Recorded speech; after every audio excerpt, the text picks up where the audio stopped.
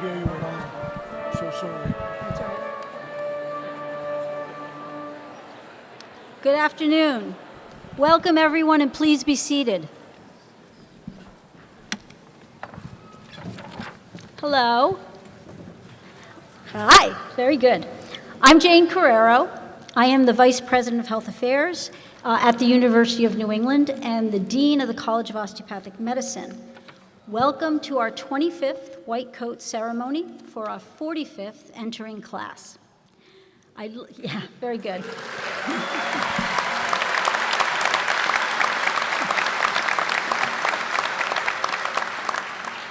I'd like to extend an especially warm welcome to all the families and friends who've driven a long way to be here. Thank you very much.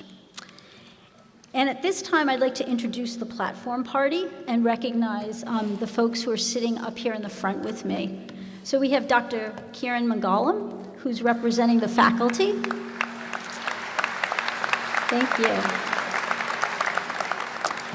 Dr. John Lowry, who's our Assistant Dean of Clinical Education.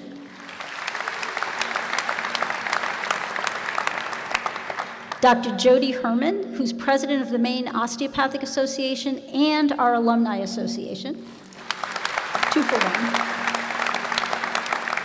Dr. Karen Pardue, my mentor, colleague, and our provost. Dr. Uzma Syed, who we're very excited to have today as our speaker. and Dr. Mark Schenke, who is the chairman of the Faculty Assembly.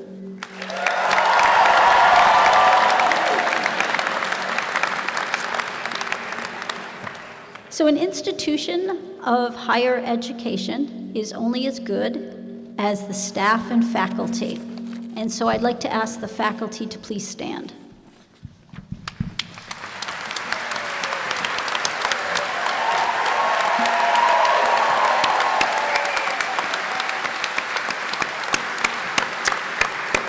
Thank you. None of us would be here today without their hard work. There are some very special guests in the audience, without whom none of us, the student doctors, nor the rest of us, would be here today. This is a very special day for the parents and families of our students, and I'm sure the student doctors would like to join me in thanking you. Would the parents and families please rise?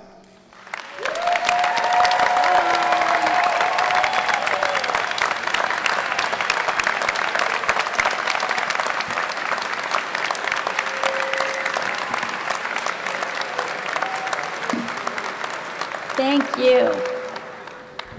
Thank you. You folks have worked really hard. I don't know why this is reverberating. Seated in front of me is the class of 2026. As we reflect on the experiences that have brought you and the rest of us to this moment, I have reflected on several things. The first is I have a tremendous amount of gratitude for the family and friends who've helped to shape you into the future doctors that you will become. You are a reflection of them. Secondly, I'm grateful for how far we've come as a college and as a community, and that's especially true because of the support that I've had from the faculty and staff. I'm grateful for our ability to be here in person, which is pretty significant over the last few years. Student doctors, today when you step on this stage, everyone here in this room is going to bear witness as you make a commitment to the osteopathic profession, as you pledge to serve society above yourself, and as you promise to make the many needed sacrifices in order to follow this path. And there will be sacrifices. But sacrifice is what sets your role as a physician apart. It's what makes this decision to become a physician a vocation rather than a career. The white coat ceremony was developed by the Arthur P. Gold Foundation to create a psychological contract of professionalism and empathy between student doctors and the society that you will one day serve. The first white coat ceremony took place in 1993, and since then, virtually every first-year medical student in North America and in 19 other countries participate in this event. Throughout much of the world, the white coat identifies you as a member of the physician community with all the expectations and the privileges and responsibilities that includes. Student doctors, because that's what you are, you're student doctors. This ceremony is both celebratory and reflective. Certainly, the white coat celebrates your achievement in being accepted into medical school, in becoming a student doctor.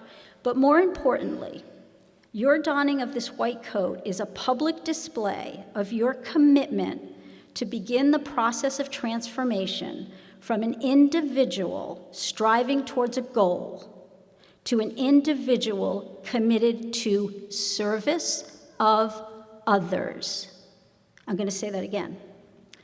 By presenting you with the white coat today in front of all these people, the profession of medicine is accepting you into our community with the caveat that you will meet the expectations of service, compassion, honesty, and commitment that society expects of us.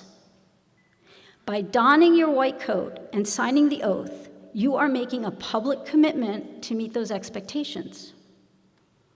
Society will increasingly grant you significant and I do hope humbling power and responsibility in your relationship to other people. Power and responsibility that comes with sacrifice. The combination of success and sacrifice, power and service, is why medicine is a vocation and not a job. Throughout your training and into your residency, you'll grow in knowledge and skills, and you will develop the qualities that will make you an outstanding osteopathic physician. I have that faith in you. I know every single one of you will do that. However, for true growth, you must learn to value your strengths and recognize your challenges, to develop confidence while maintaining humility. This is critical. You will have amazing opportunities. You'll achieve many successes. You will experience loss. This is true for all of us who wear a white coat. You must cultivate the humility to recognize your own limitations, to listen to others, to ask for help when you need it, and we all need help at some point in our lives. That's what being human is.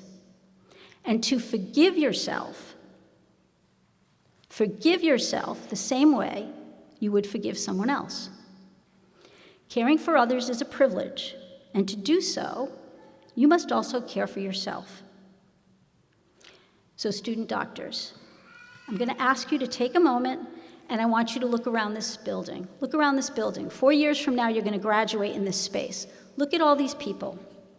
Everyone here today is going to bear witness to your promise, and we're going to support you.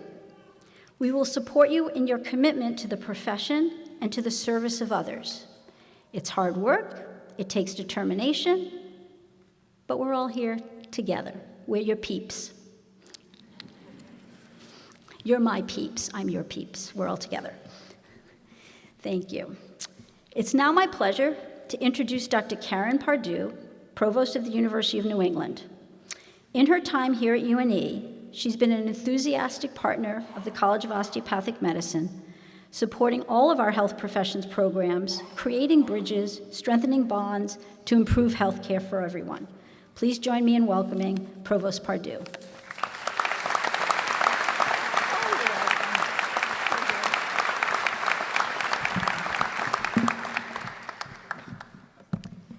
Thank you so much, Dean Carrero, for your kind remarks.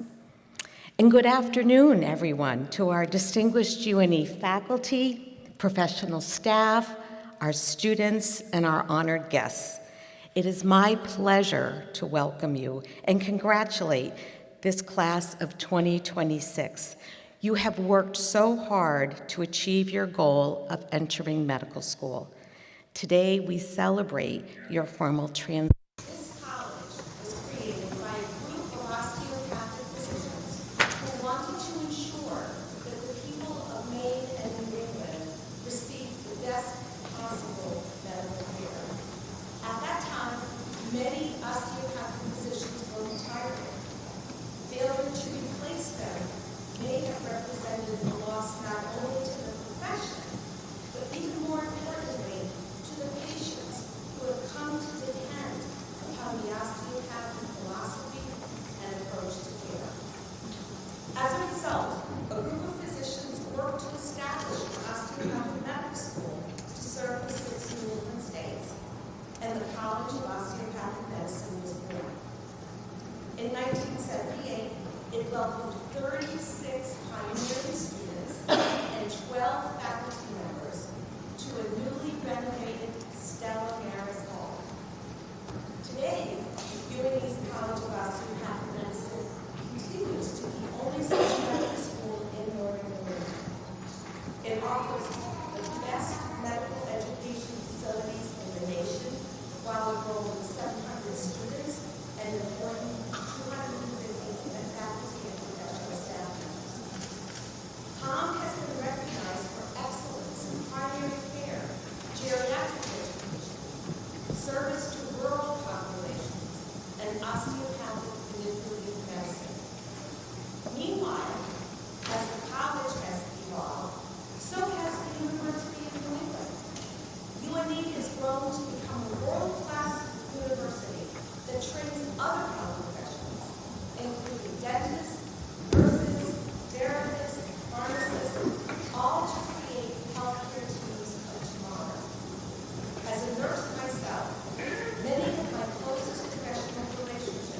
are with my physician colleagues, and I value this collaboration as we strive to deliver the best possible. I have to say, our UNE medical students are among the best and brightest in the country. You are in high demand. Thanks to the reputation of your former students earned, our students do exceptionally well in procuring their top choices for residency programs. Our graduates also rank high mean scores on all 3 parts of the National Osteopathic Licensing Examination. Students, by the time you graduate, you will possess the expertise and knowledge to succeed in any area of the medical profession. And over your years with us, you will gain experience in team-based care, as I was referencing. You will be ready to work with diverse populations and provide outstanding care.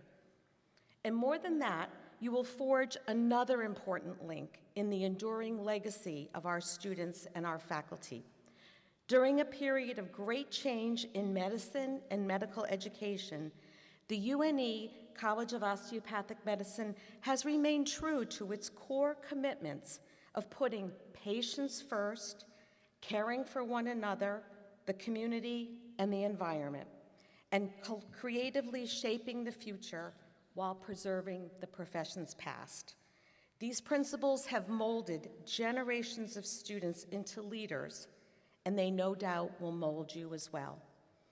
So I'm going to echo Dean Carrero here and say, as this afternoon's ceremony unfolds, I encourage you to pause, to look around this auditorium, and to take in the magnitude of this ceremony. You are embarking on your education and professional journey to become an osteopathic physician. This ceremony symbolizes your unwavering commitment to care for the patients and families that you will serve, to care for communities and populations, to care for each other, and to care for yourself. I can't think of a calling more noble or worthwhile. Once again, I am so happy to welcome you to the UNE family. I wish you nothing but the very best as you continue on the exciting journey that lies ahead for each one of you. Thank you.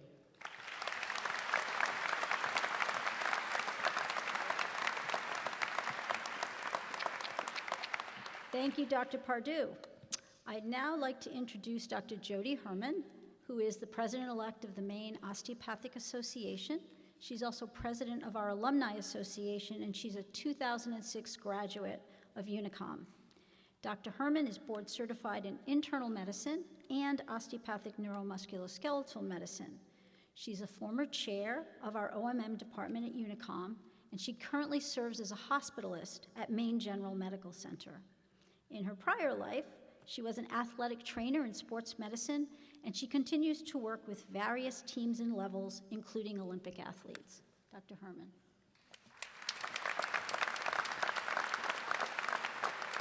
Thank you, Dr. Carrero. All right, well, nice to see you all. Yes, my fellows in the front, love it.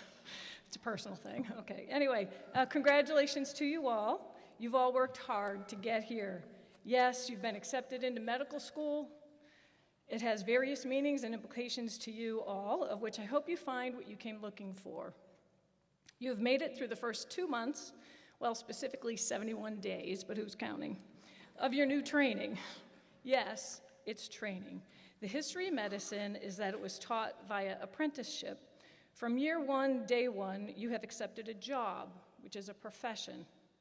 And within that profession lies many components. It is now designed to teach you the basics of knowledge first before you really hit the floors. Yes, the basics. You may be sitting in your chair feeling as if you got whooped these last 2 months, but let me reassure you, welcome to your new normal. The hard part is that you thought you accomplished a great deal to get here, which you did, but it is not enough. We will continuously ask for more, we as physicians in the profession.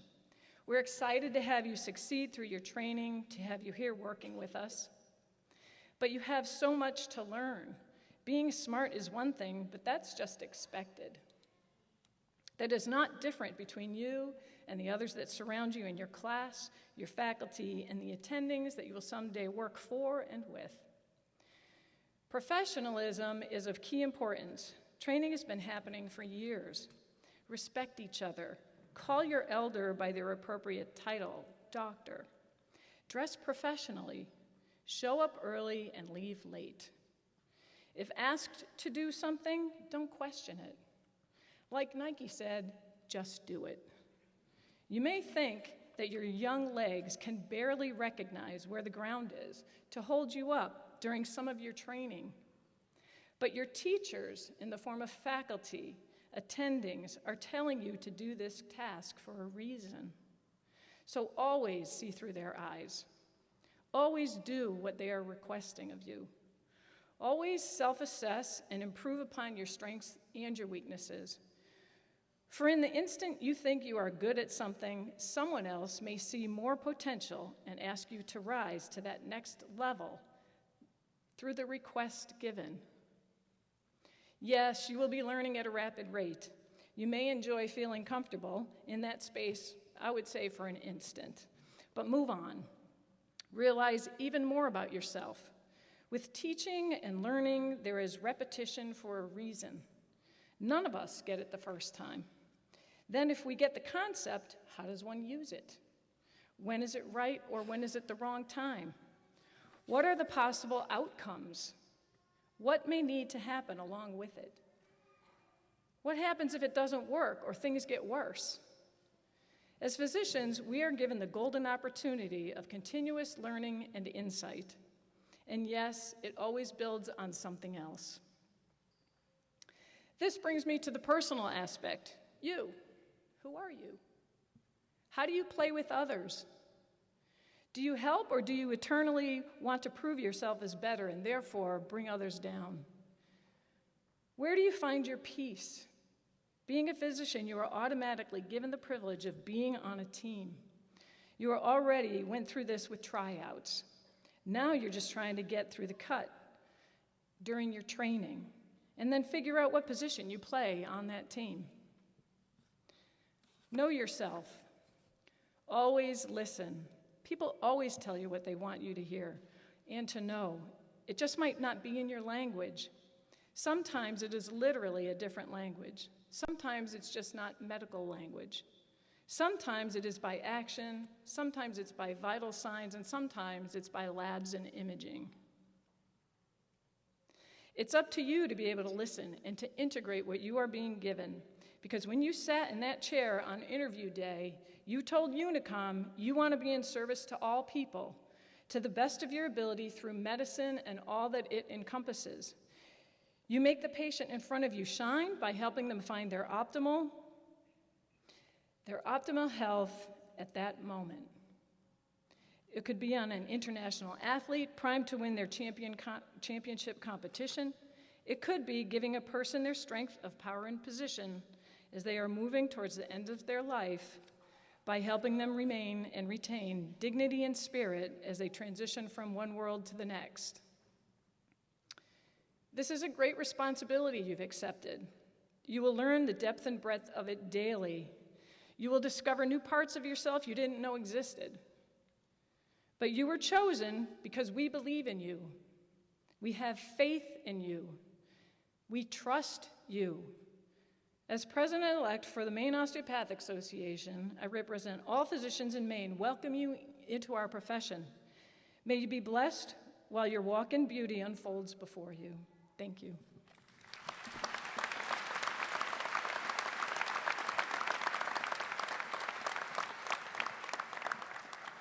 Thank you, Dr. Herman.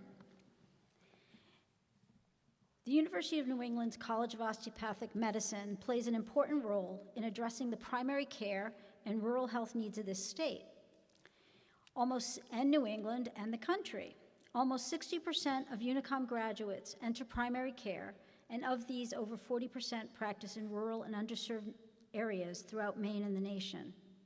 We're very proud of the impact we have had in addressing the healthcare needs of our state and our region. These successes would not have been possible if not for our founders, a group of physicians, described by Dr. Pardue, many of whom had young families and new practices. They committed their time, channeled their passion. They literally mortgaged their houses to start this school. How many of you guys would mortgage your house to start a school for a bunch of people you didn't know? Seriously. They did all that to start the College of Osteopathic Medicine. The legacy of service and commitment to the welfare of community that they established, that they brought to that endeavor, remains at the core of who we are. One of our alumni who embodies this legacy of service and commitment is Dr. Uzma Syed. Dr. Syed is a 2005 graduate of UNICOM. She serves as the chair of the COVID-19 Task Force and the director of Antimicrobial Stewardship Center for Excellence at Good Samaritan Hospital Medical Center.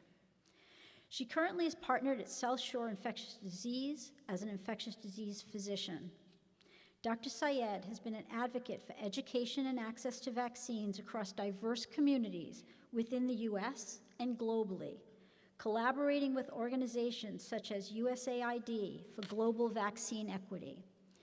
Dr. Syed has been a fierce leader in infectious disease, business leadership, women's rights, education, and diversity, equity, and inclusion initiatives. She was recently featured on a TEDx talk for COVID-19 called The Ripple Effect of Our Neighborhoods to Beyond. Please help me in giving a warm welcome to Dr. Syed.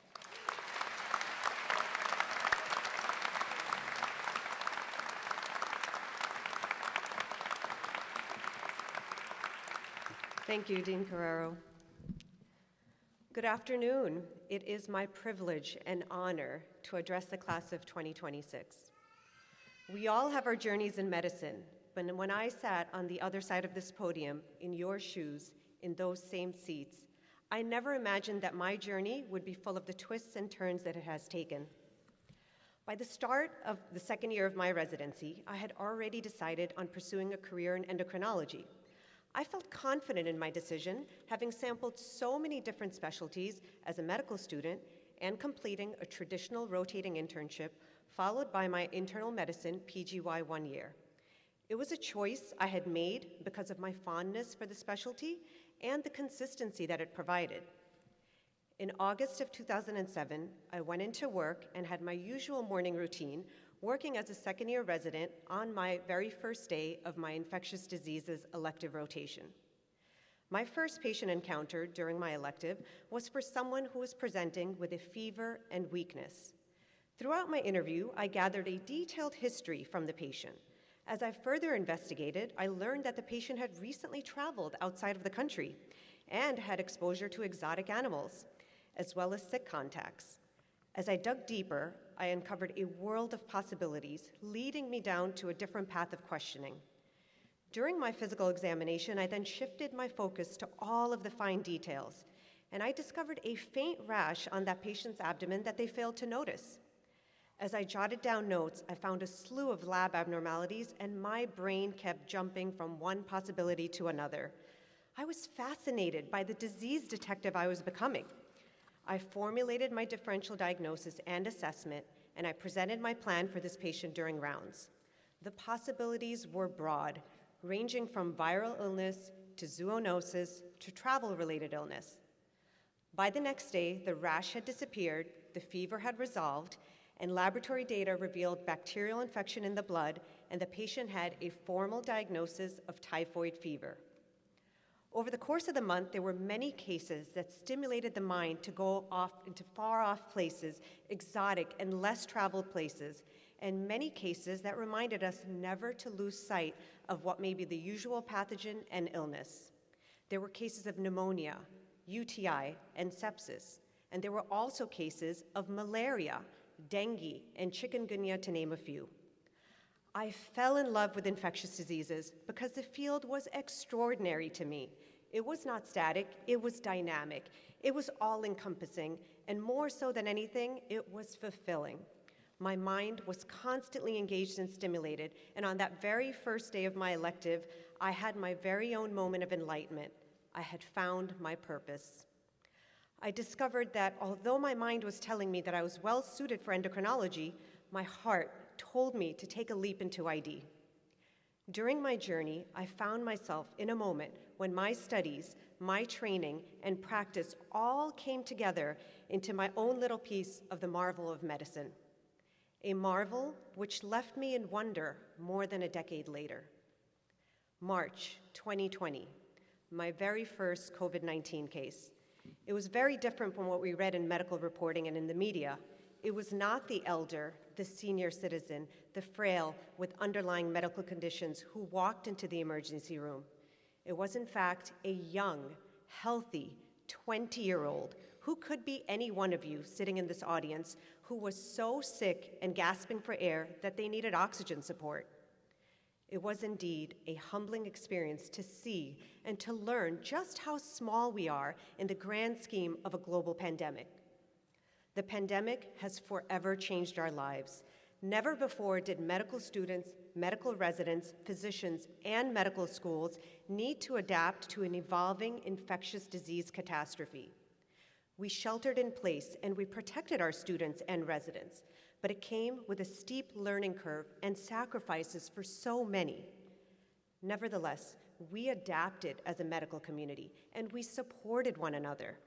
Starting your journey during the ongoing COVID-19 pandemic, the current monkeypox outbreak, and the emergence of previously nationally eliminated diseases such as polio can be difficult to say the least. When faced with adversity in our industry, you will learn essential life lessons about resilience, adaptability, communication, and teamwork. The intricate, interconnected web of medicine and the vital role you all play as a parent. What you gain will be dependent on how much you seize every opportunity. You are entering medicine when so much is changing in our healthcare industry, in our country, in our patients. Your training now will equip you to handle our usual scenarios and adapt to unusual emerging outbreaks. With the globalization of travel, urbanization of lands, and climate change, we will continue to see diseases abroad and on our soil. You must be prepared to shift and adapt in every situation. The scope of medicine was ever-changing for generations before us. With the advent of vaccines, we could have somewhat of a predictable scope of practice. However, with the continued misinformation, disinformation, and anti-vaccine propaganda, reemergence of prior pathogens will continue, and the persistence of novel viruses will hinder complete progress, as we have seen in our current pandemic. Looking ahead, you are in a position to contribute to advancement in science, make your mark on history, and continue healing people and serving as their advocates in their most vulnerable times. You will help shape which way the pendulum swings for the next century.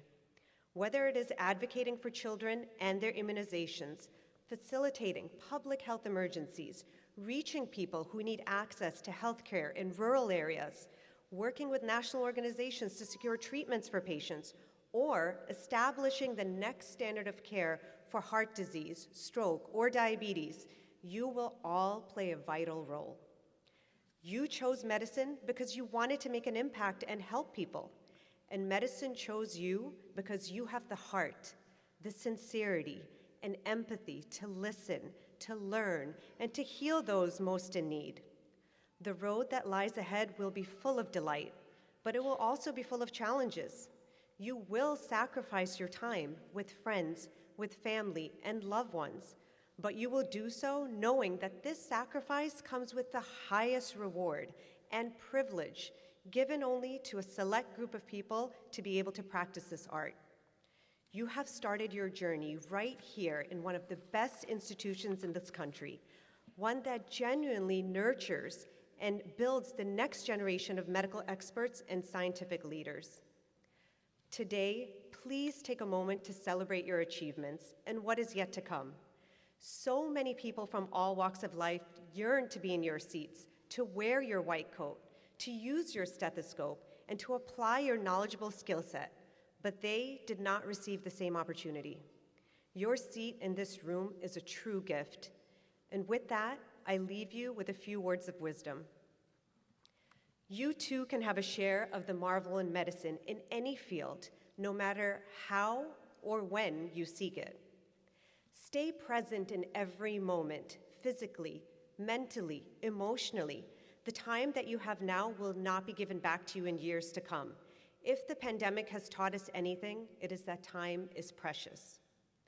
Take advantage of every opportunity to learn, to listen to your teachers, to your peers, and most importantly, listen to your patients. Be that patient advocate. Decide what you want your legacy to be. Continue to build and serve the medical community by investing in the future talent of tomorrow. This is part of your responsibility. Remember where you came from and always remember to pay it forward. Find ways to weave your other passions into your life.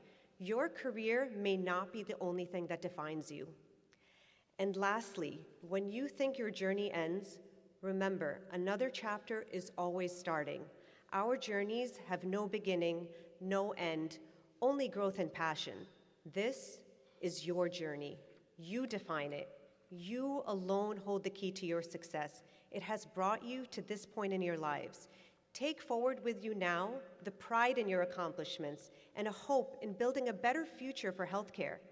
Have humility to be able to practice this art of medicine with the freedoms that we are given. Have appreciation for the mentors and sponsors and loved ones who have gotten you to this point in your life. And most of all, have love for the craft that you will grow from here on end. Thank you.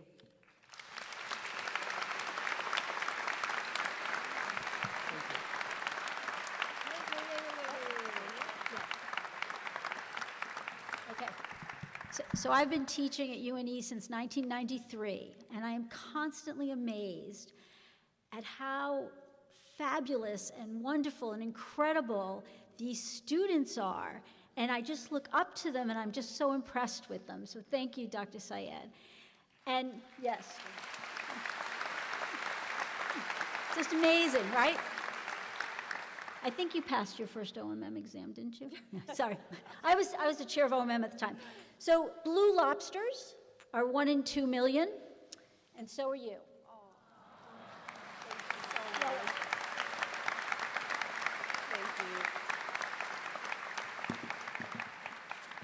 And these are for her husband and her children. Okay, thank you. Would Crystal Clenenden Pierce, Kaylee Corrado, Alexis Dame, and Brienne Paradis please rise? Yes. You look so nice. These 4 fellows have shepherded the students through these past few months and will continue to support them throughout their educational experiences. As pre-doctoral teaching fellows, they extend their academic training by an additional year to serve as instructors in clinical and anatomical sciences, as junior faculty, participating in research projects, and caring for patients. As fellows, they bridge the world between faculty and students and serve as teaching partners and mentors for those in the class of 2026. Please join me in recognizing their collective efforts.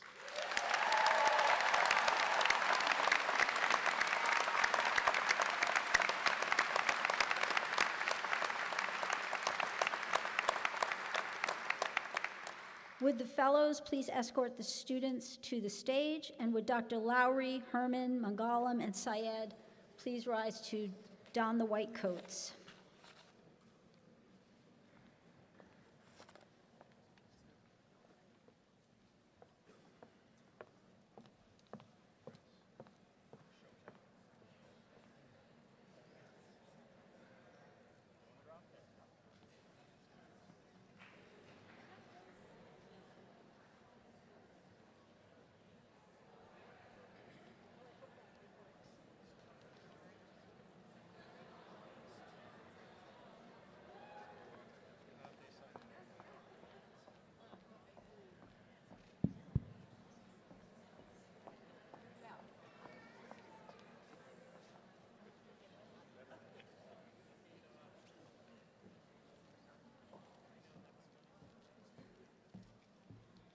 Jihan Abdelkabir, Msila, Algeria.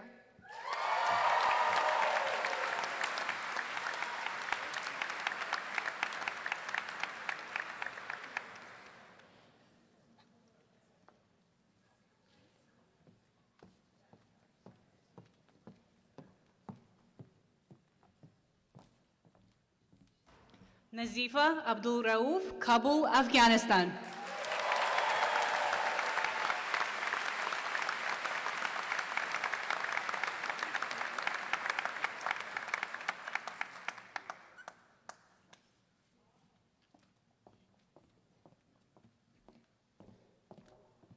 Austin Adams, Hiram, Utah.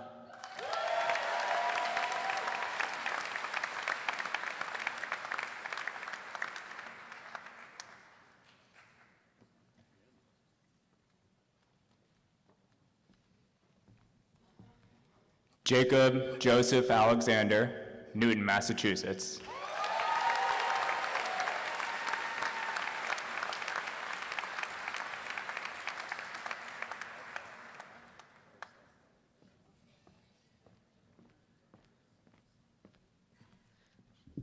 Sarah Allen, Canandaigua, New York.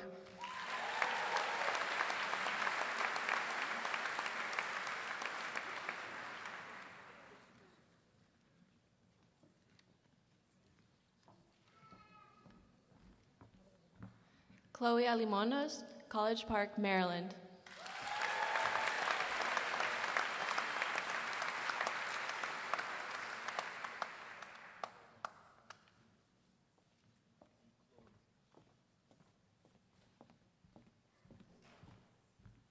Braden Allward, Laconia, New Hampshire.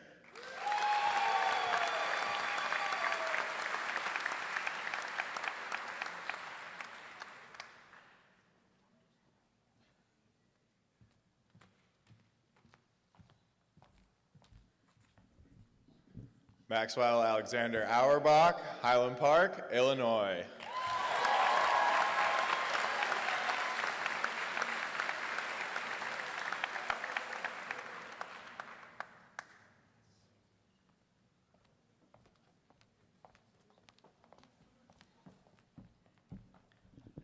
Rana Bagheri, Tehran, Iran.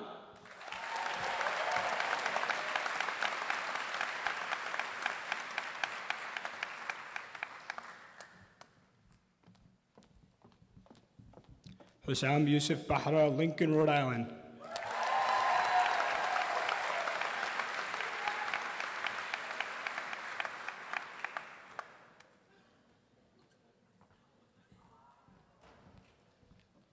Andrew Bailey, Honeyway Falls, New York.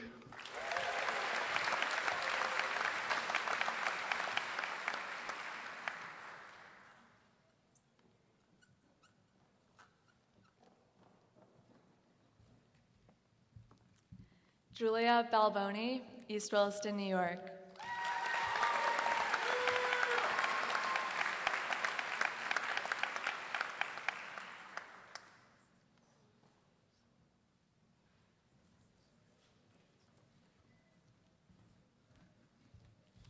Andrew Benasiak, Madison, Connecticut.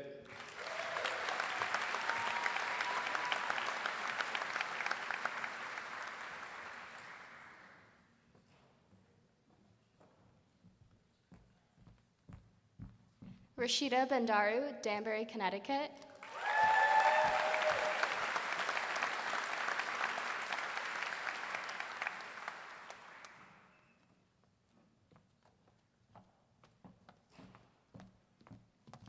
Mara Barry, North Andover, Massachusetts.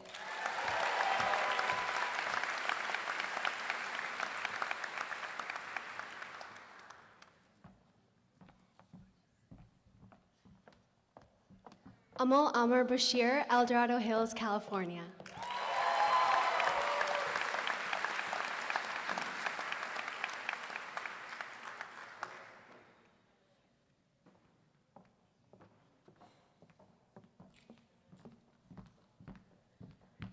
Madeline Bolio, Vestal, New York.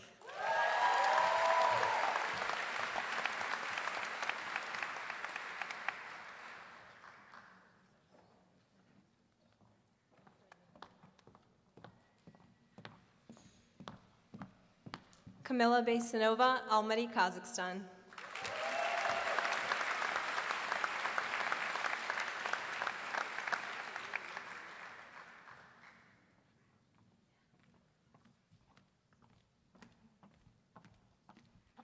Evelyn Belmer, West Springfield, Massachusetts.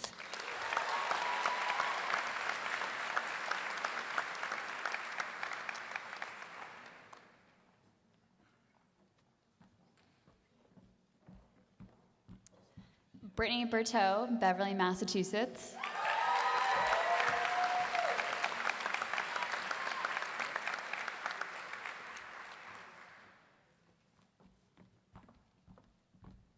Rachel Bordenaro, Rochester, New York.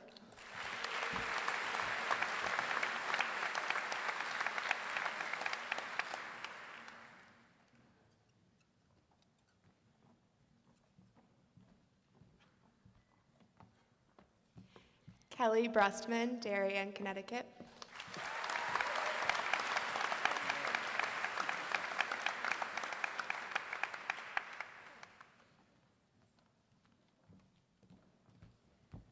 Yasmin Bungash, El Paso, Texas.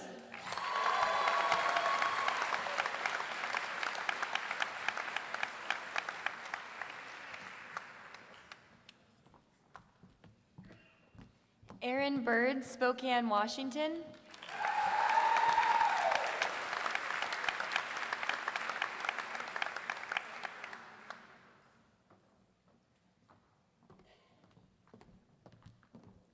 Caitlin Kalikia, Plymouth, Massachusetts.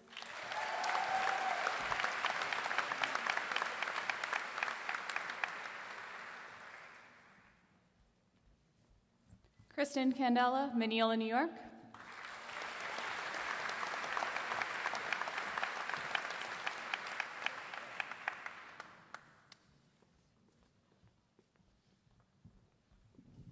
Brianna Chamberlain, Bellingham, Massachusetts.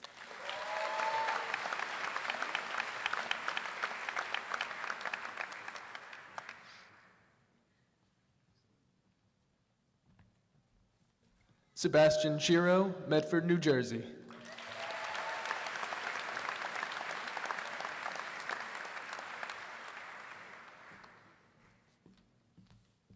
Alex Chu, East Meadow, New York.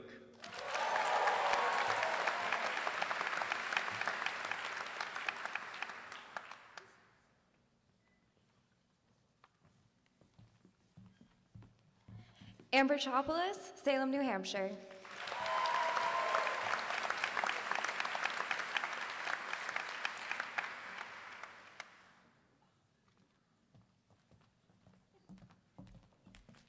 Courtney Cristoforo, Saco, Maine.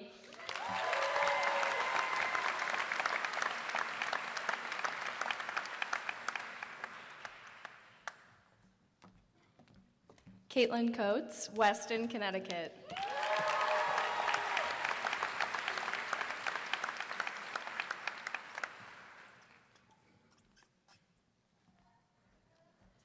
Emily Corkery, Barry, Vermont.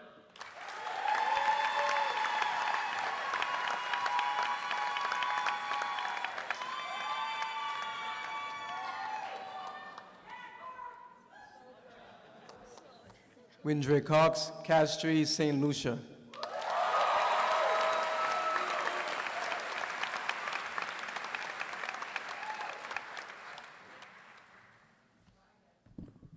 Zach Curtis, Petoskey, Michigan.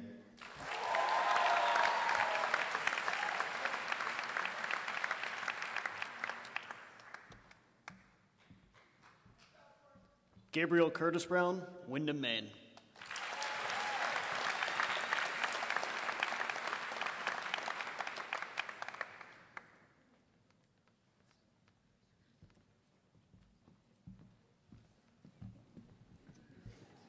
John Daniel, East Longmeadow, Massachusetts.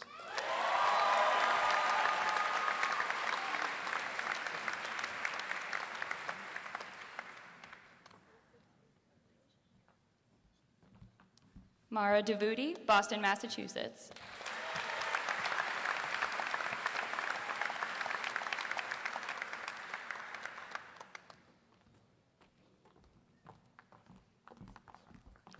Catherine Della Barba, Boston, Massachusetts.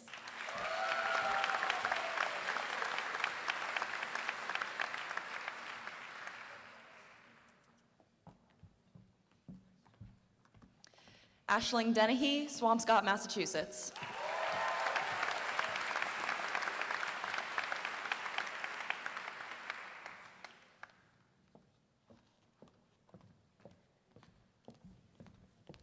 Gabriel De La Vera, Oak Bluffs, Massachusetts.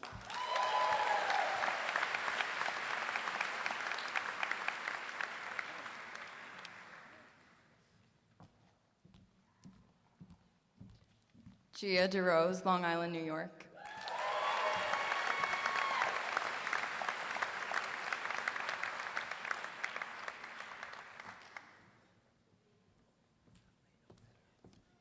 Robert De Silva, Long Island, New York.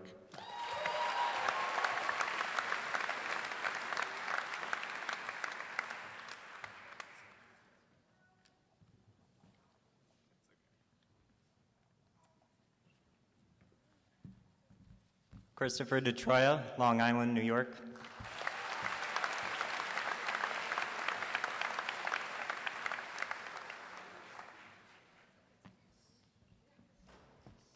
Kamina Defcoda, Albany, New York.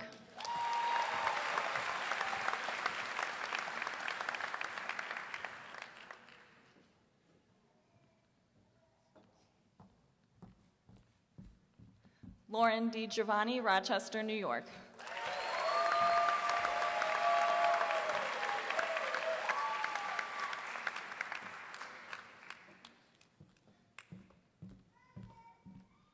Samantha Dinsdale, Auburn, Massachusetts.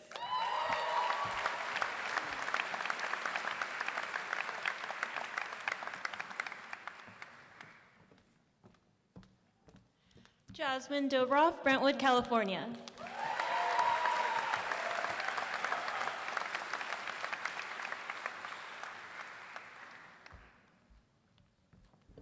Alexander Dobson, Chicago, Illinois.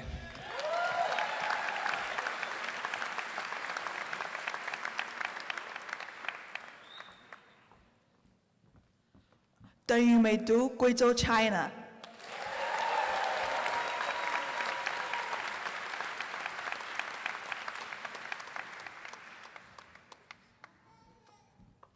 Samantha Dunn, Boston, Massachusetts.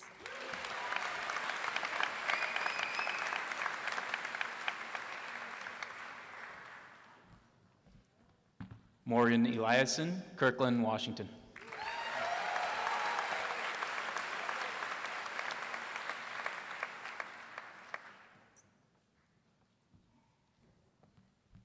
Jared Erb, Nashua, New Hampshire.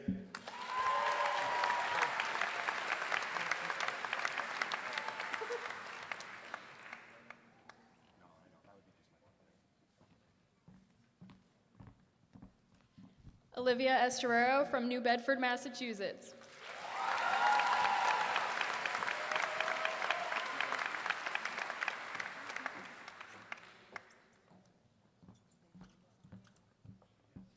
Julia Favazzo, Norwalk, Connecticut.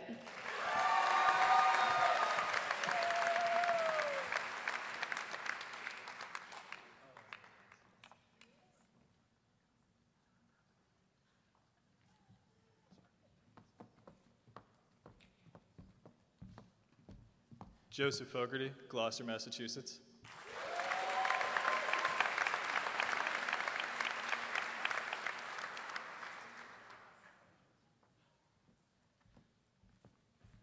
Robert Roy Fornini, Parsippany, New Jersey.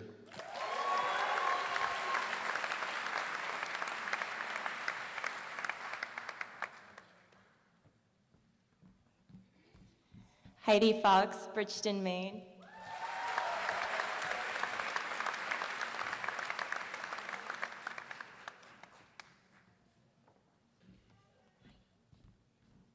Cade Friedland, San Antonio, Texas.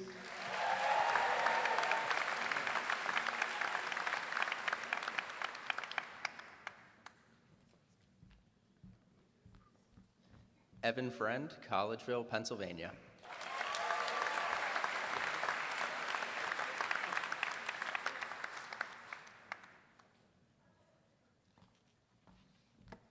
Elizabeth Gagan, Newton, Massachusetts.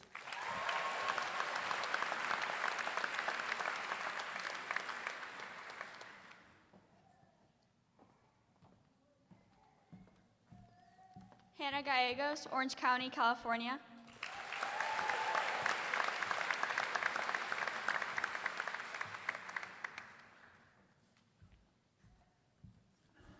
Nicholas Gamatoni, Auburn, Maine.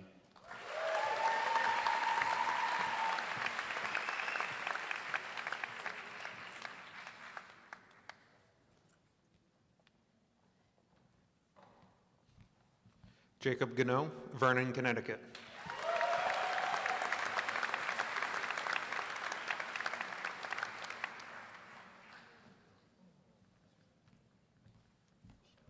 Shelby Gardner, Pittston, Pennsylvania.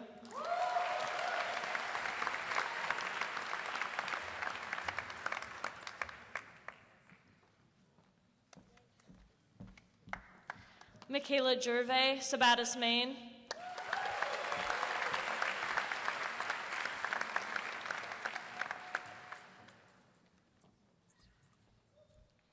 Paige Defoe, Stonington, Connecticut.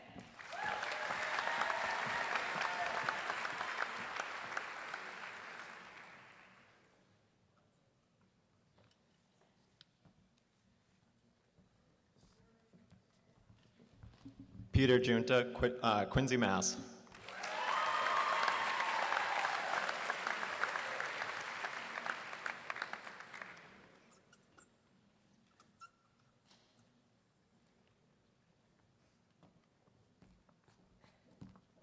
Madeline Grimion, Baton Rouge, Louisiana.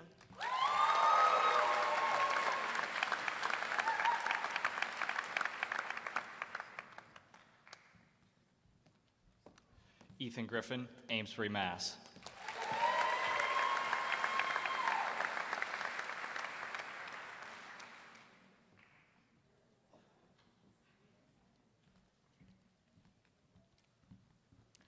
Allison Gazzetti, Augusta, Maine.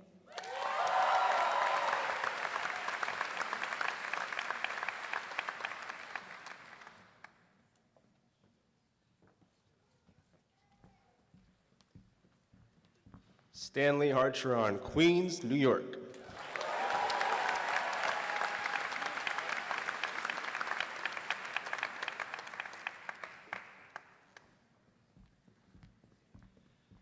Joseph Haviland, Sharon, Massachusetts.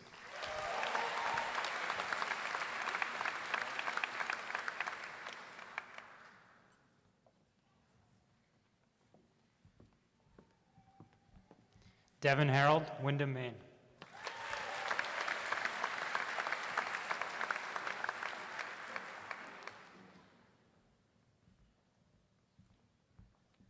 Ryan Hibbs, Millinocket, Maine.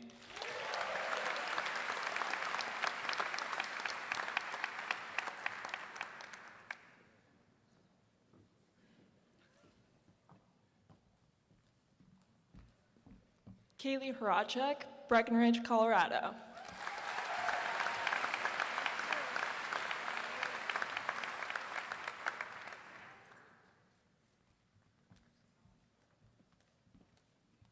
Teresa Howard, New Ulm, Minnesota.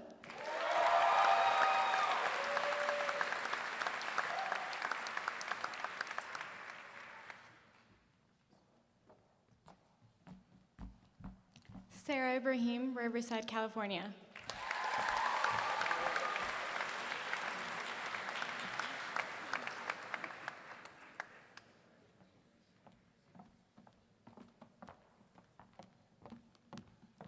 Tsunagu Ichikawa, Eastchester, New York.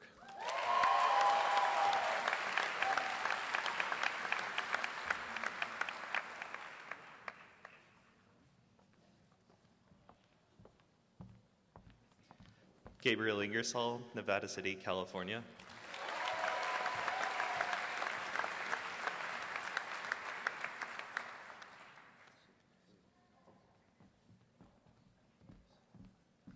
Eliza Isaac, Shrewsbury, Massachusetts.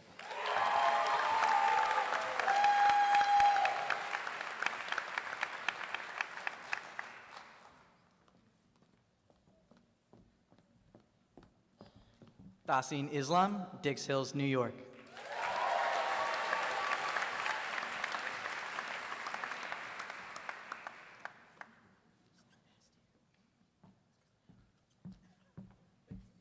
Melissa Joseph, Newton, Massachusetts.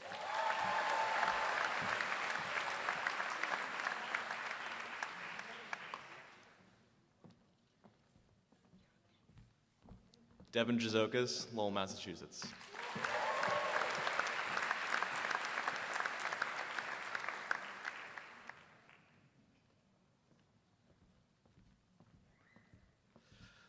Benjamin Capan, Exeter, New Hampshire.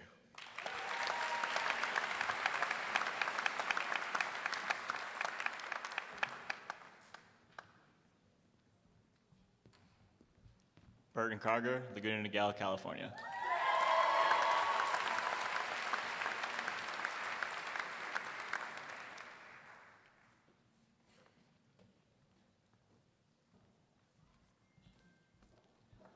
Bradley Keneally, Wine and Skill, New York.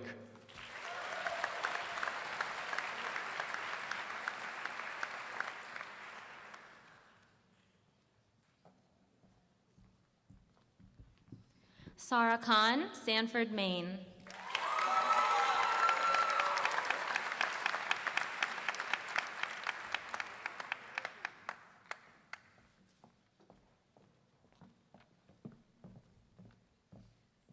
Emily Contio, Herman, Maine.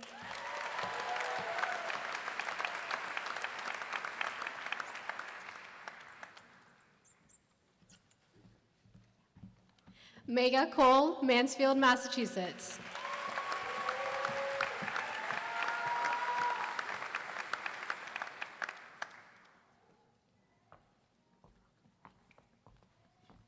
Robert Curley, West Hartford, Connecticut.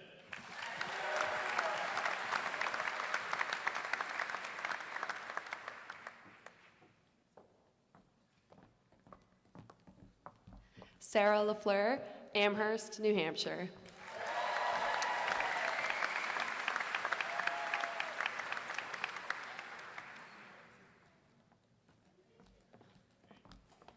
Katie Lagana Foley, Salem, New Hampshire.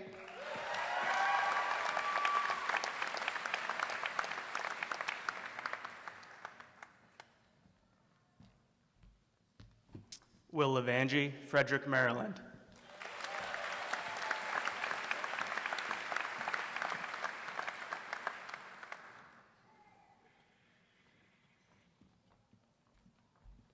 Gia Lee from Montville, Connecticut.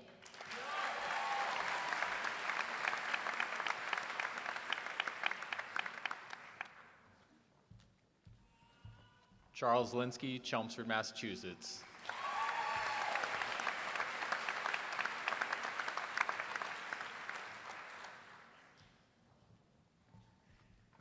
Kevin Liu, Beijing, China.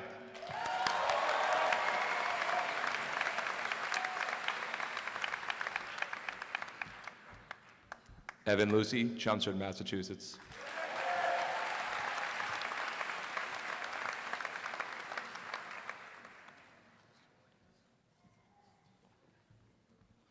Minh Bảo Phan Lương, Biên Hòa, Đồng Nai, Việt Nam.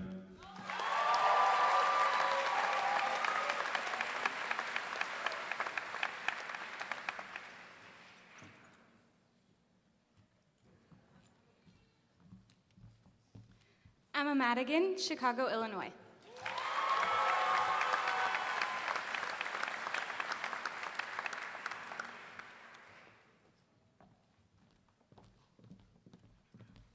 Alexandra Margareta Maghiar, București, România.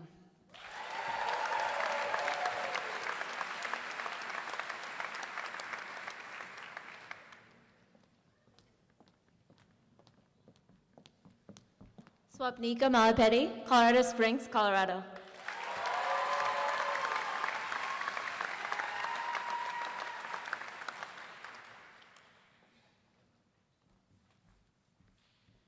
Shauna Martell, Lincoln, Maine.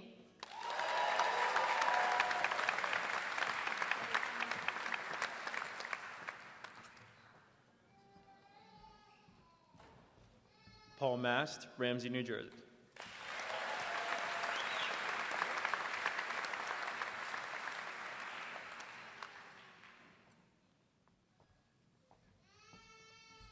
Casey McAndrews, Narragansett, Rhode Island.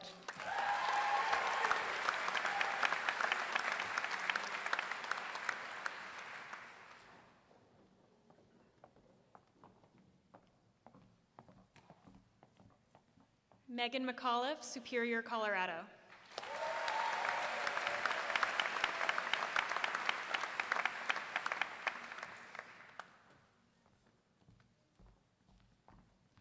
Joe McKinnon, East Bridgewater, Massachusetts.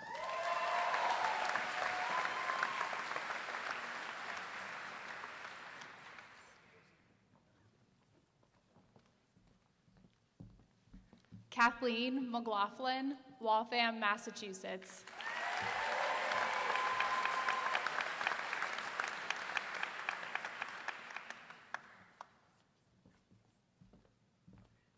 Rebecca Mealy, Gardner, New York.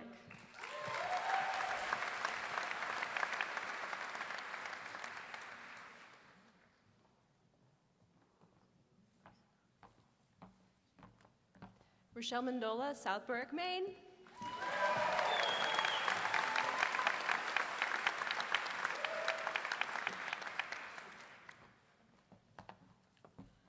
Nikita Menon, Saratoga Springs.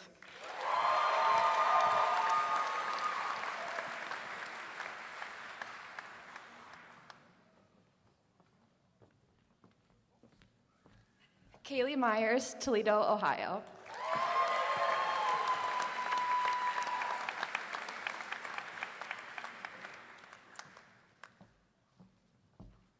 Sarah McCucci, South Portland, Maine.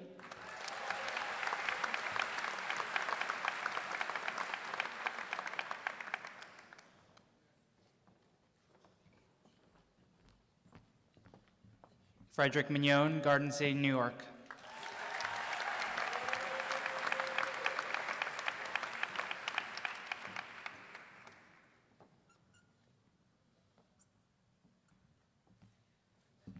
Natalie Misty Cowie, Portsmouth, Rhode Island.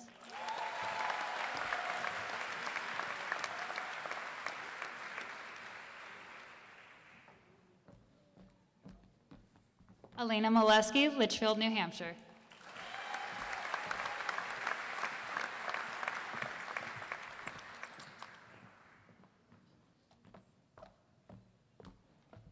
Allison Moore, Orange County, California.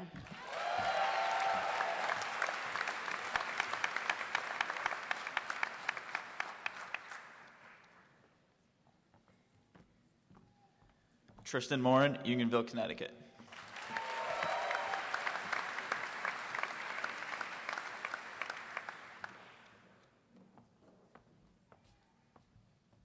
Jason Moo, Buffalo, New York.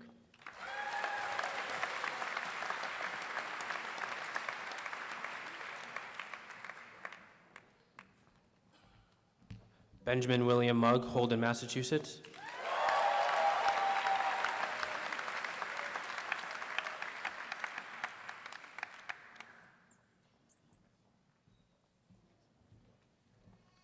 Camille Mulcahy, Elmhurst, Illinois.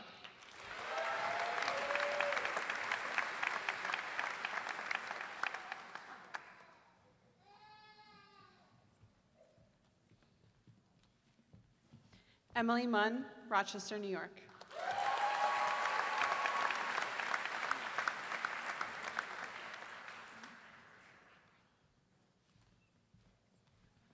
Patrick Sullivan Myers, Burlington, Vermont.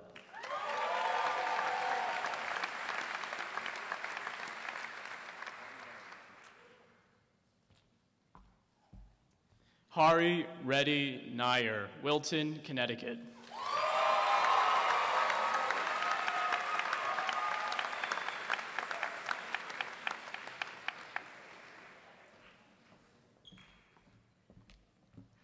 Anh Phương Nguyễn, Hà Nội, Việt Nam.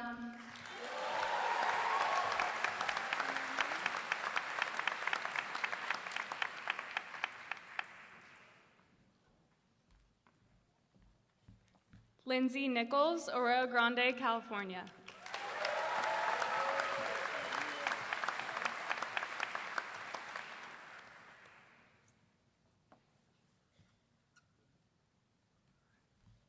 Nathan Ngchanat, Antioch, Illinois.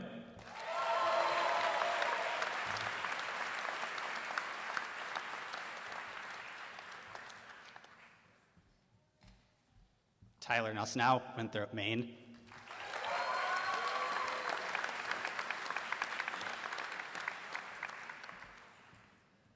Elizabeth Rachel McGovern Oakley, Rehoboth, Massachusetts.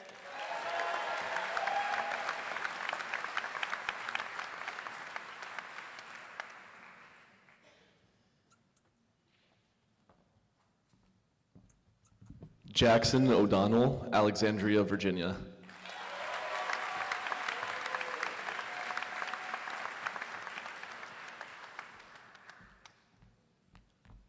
Colin O'Neill, Acton, Massachusetts.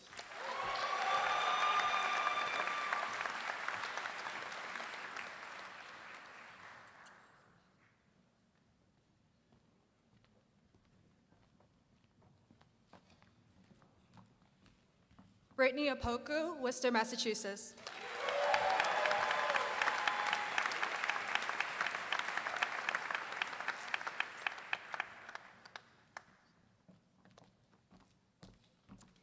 Zoe Page, West Paulet, Vermont.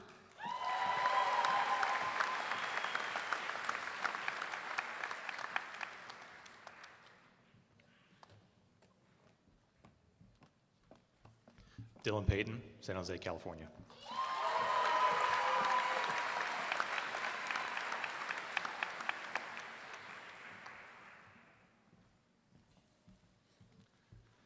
Gabriel Adrian Peckframe, Charlotte, Vermont.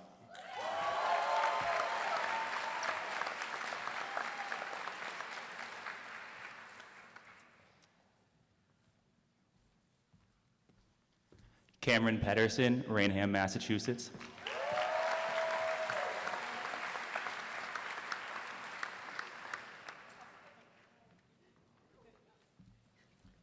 Connor Pelletier, Turbotville, Pennsylvania.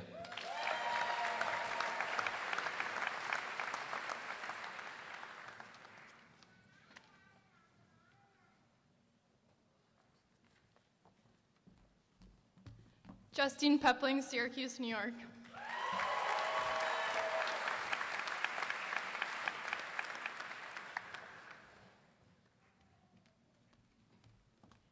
Tessa Parody, Freeport, Maine.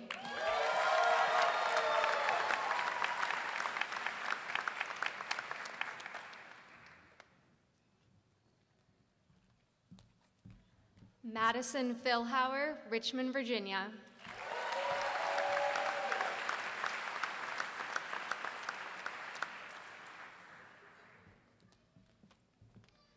Elliot Arthur Pillsbury, Ledyard, Connecticut.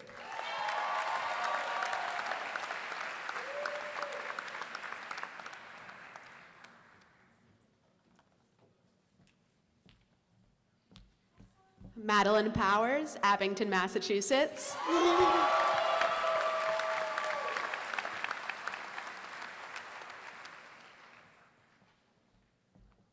Valeria Pozdnyakova, Omsk, Russia.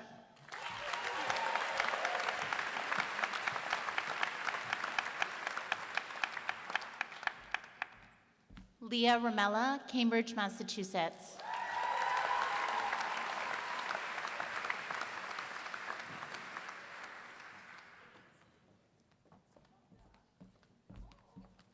Jerry Ramos Aponte, Mayagüez, Puerto Rico.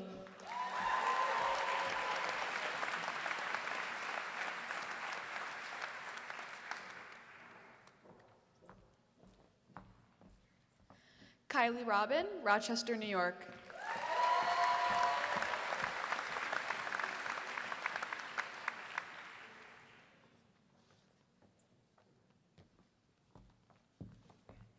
Max Roby, Barrington, Rhode Island.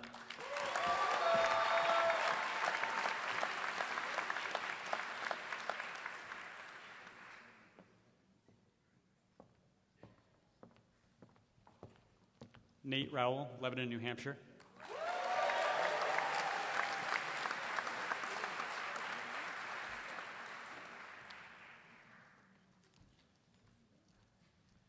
Max Russell, Sydney, Maine.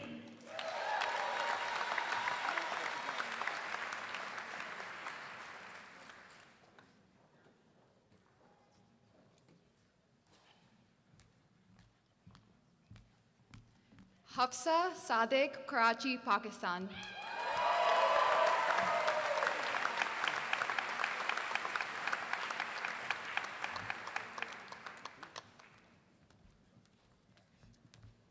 Hamad Sadiq, Karachi, Pakistan.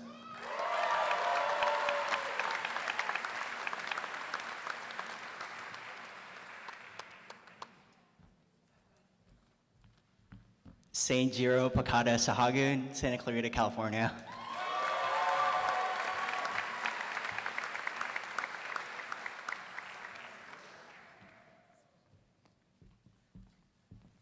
Jaron Salto, Hopedale, Massachusetts.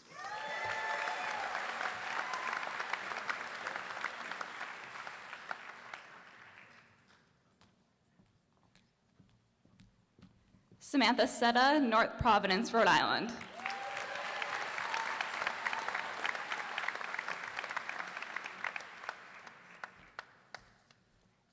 Hunter Scott, Queensbury, New York.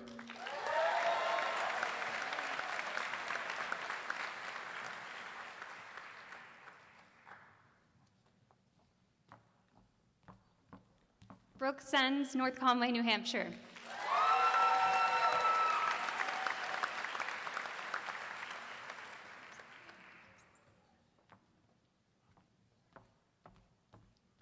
Arshil Shah, Norwich, Connecticut.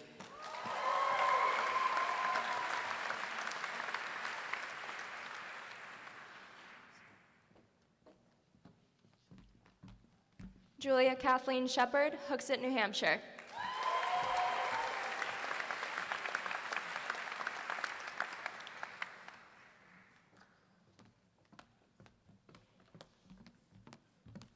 Grace Simonson, Hagerstown, Maryland.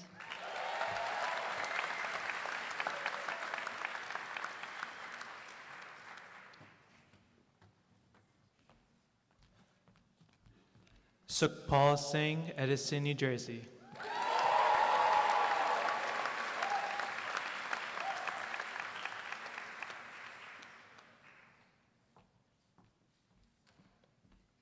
Kira Smith, Littleton, Colorado.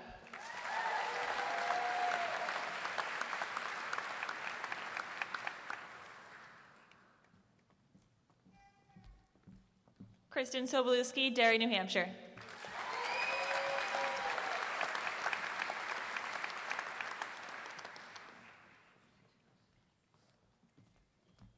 Danil Sokolov, Blagoveshchensk, Russia.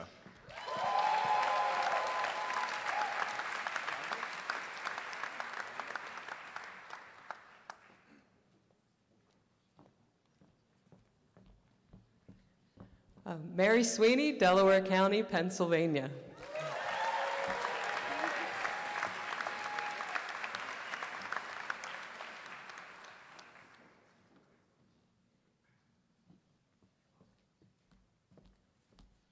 Bethany Taylor, Presque Isle, Maine.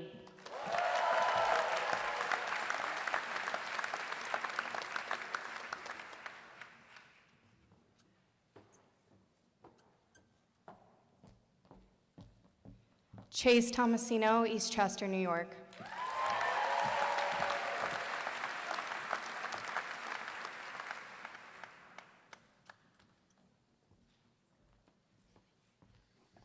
Elijah Toole, Sydney, Maine.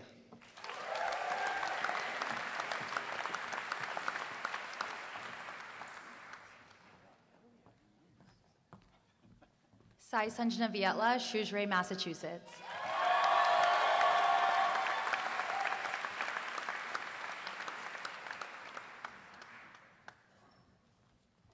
Jonathan Volpe, East Greenwich, Rhode Island.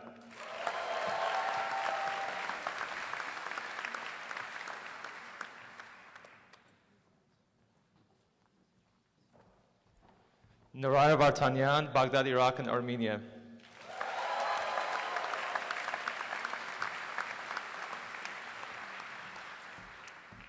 Lauren Whitney, Rochester, New York.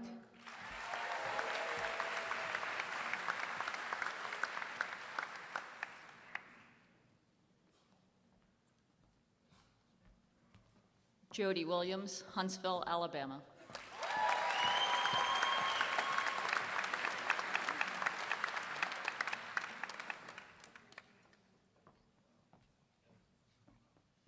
Rebecca Amanda Wilson, Lansdale, Pennsylvania.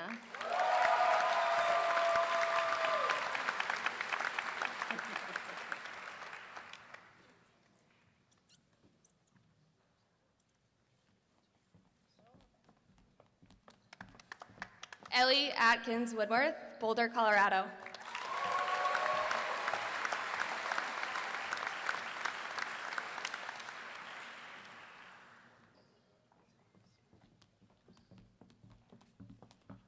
Cameron Marie Yerga, Maryville, Indiana.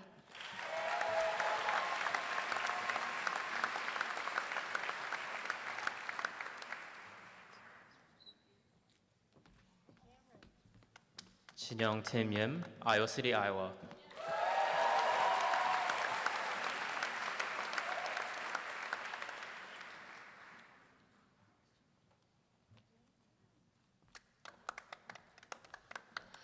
Holly Young, Poland, Maine.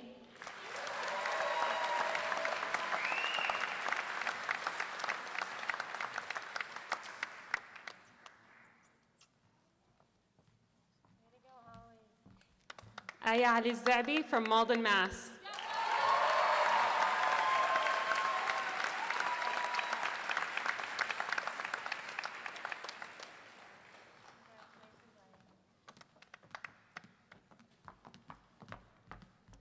Kayla Zentmeyer, Hanover, New Hampshire.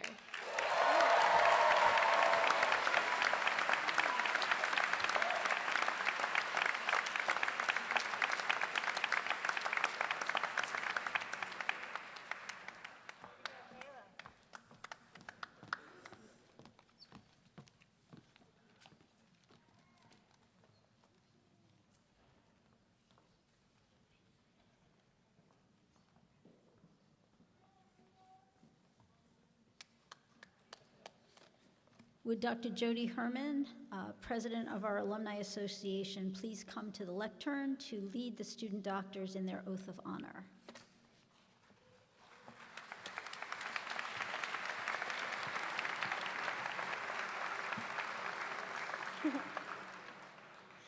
Okay, so today you signed the oath of honor, which will be hung in the Elfont Center for Health Sciences as a daily reminder of the oral commitment you're making today.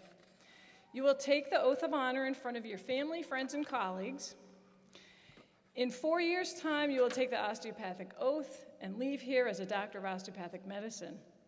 Long before you've had the opportunity to take the osteopathic oath, you make evident this path you have chosen by how you conduct yourself, both in and out of school, and how you interact with your colleagues, the manner in which you treat others, and in how you take personal responsibility for your own actions. This is your oath of honor. Would all members in the class of 2026 please rise?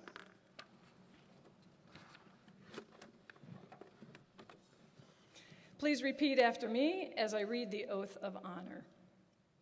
In being accepted as a member of the Unicom family, I have been entrusted with the privilege to learn the art and science of osteopathy, a unique gift that I vow to share in promoting whole person health, mind, body, and spirit.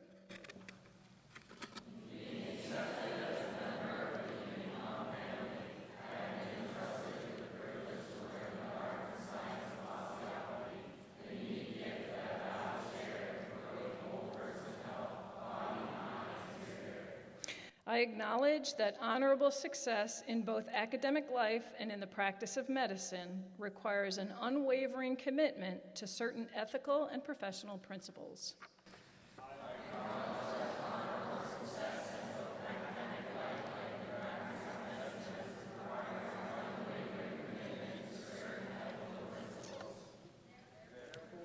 Therefore, I accept the high calling before me by vowing my allegiance to the following core Unicom values.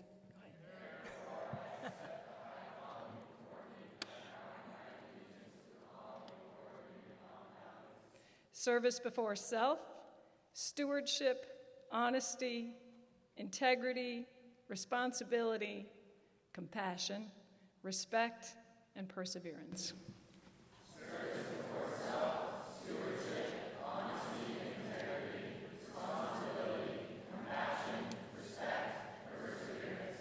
Perfect.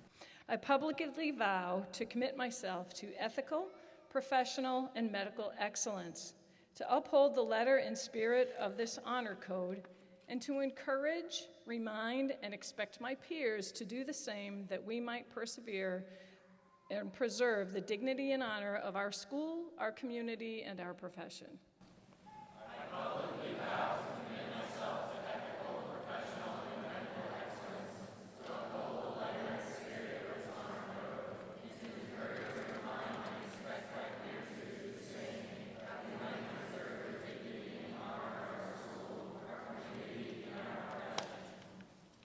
Congratulations to you all. You can now look forward to the day when you take your osteopathic oath. Please be seated.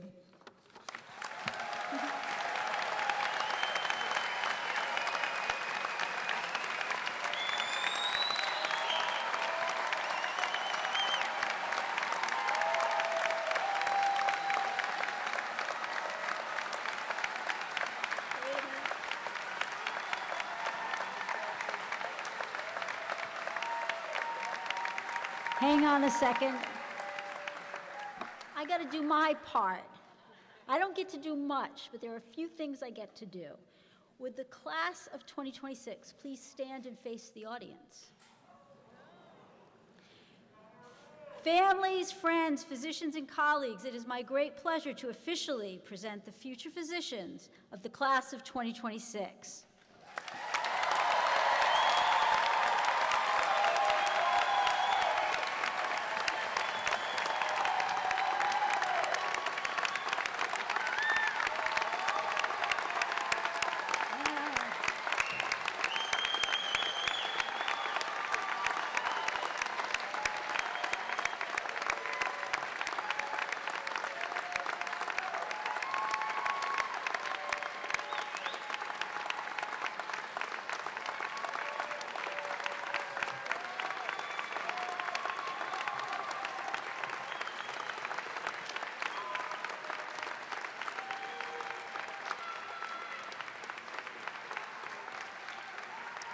Thank you.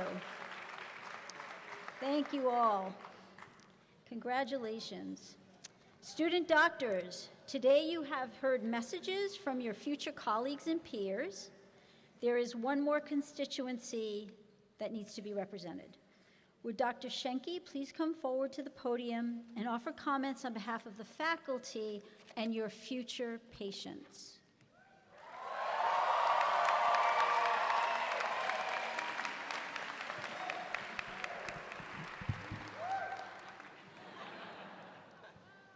Good afternoon. For those of you that don't know me, you really should be coming to class more often. For crying out loud, we're 2 months in. How do you not know me by now? For the rest of you not wearing white who don't know me, I'm Mark Schenke. I am one of the anatomy professors here, and by extension, I am one of the reasons they've been so moody lately.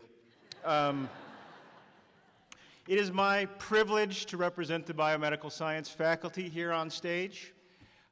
We are very proud of you. I mean, we'd be more proud of you if you were home studying right now, but we're still proud.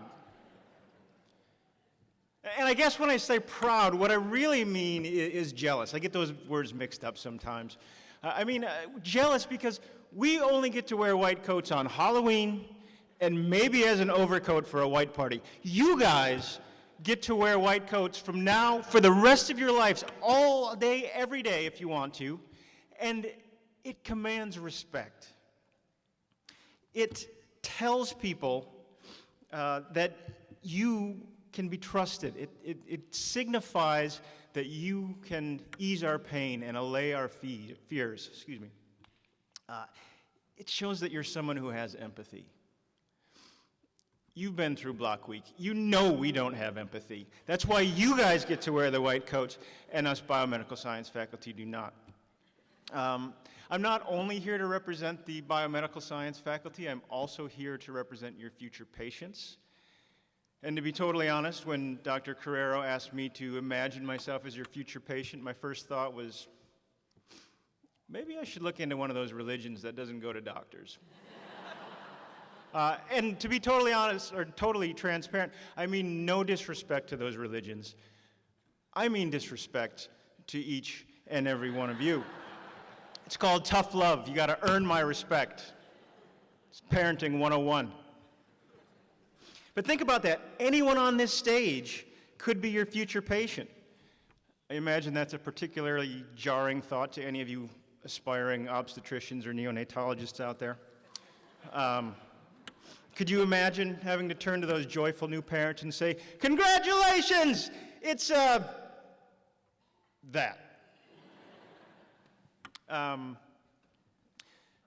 But seriously, anyone not going into peds or maybe OB-GYN might have me as a patient. I mean, right now, you look up to me with reverence and awe and adoration. I know it's not really true, but just go with it.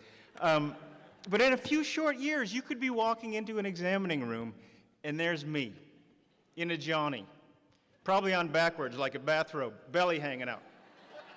Good luck getting that thought out of your head. And the moment we lock eyes, all that repressed rage from that NI I gave you and histology will come flooding back, and you'll want to run. I don't know if you want to run away or run at me with a blunt object, but you'll want to run, and you can't because you signed the oath. Are you ready for this? Think about that. Anyone you meet, anyone in this room could be your future patient, because here's the thing. I don't just teach about low back pain. I actually have low back pain. That is not funny, you monsters. What is wrong with you? First, do no harm. Dr. Willer doesn't just teach about brains. He's actually got something seriously wrong with his brain. It only takes like 5 minutes with him to figure that out. Dr. Vaughn doesn't just teach about bugs. He bugs the crap out of me. And I know that's not really relevant here, but I had to get that off my chest, so thanks for listening. Dr. Skelly doesn't just teach about drugs. He actually has a really serious well, I guess that's where the analogy kind of breaks down a little bit. But you get the idea. Right now, you look to us for knowledge and guidance, but it won't be long before we're looking to you for knowledge and guidance. Just a couple of months ago, we introduced you to your first patient. Your first patient was smelly and non-communicative, but it's probably the most important patient you'll ever have. Never again will a patient say to you, "Hey doc, literally dissect me and learn all that you can." If you do to your second patient what you're currently doing to your first patient, you'll be serving time. Flip to the wrong page. But your first patient was generous beyond comprehension to give you their corporal remains so that you could learn to be excellent physicians for your future patients. And all of us on this stage believe you can be excellent physicians, and we'll work our tails off to help you get there. We'll work our tails off if you work your tails off. We'll all end up as some freakish tailless creatures.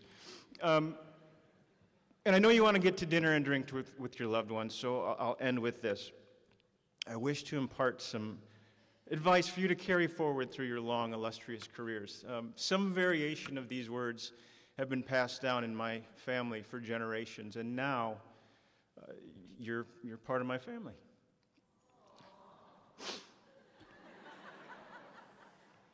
So these are the words. Don't. Do not get any of your dinner on your new white coats. It's really hard to get stains out of white cloth. Thank you and congratulations.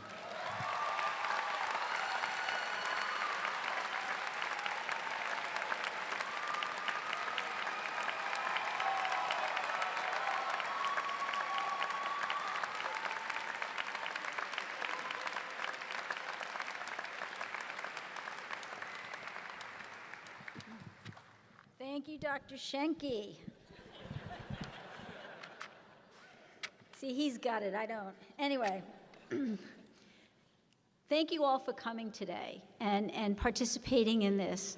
It's all so meaningful for all of us on the stage and for the students and probably for those of you in the audience. And I look forward to seeing you all 4 years from now, I hope, for graduation. Until then, this concludes the white coat ceremony. I would like to invite everyone outside for some photographing and visiting with each other. Please wait until the platform party leaves, and then the students will follow us. Have a wonderful weekend. Take care. Be safe. Thank you all.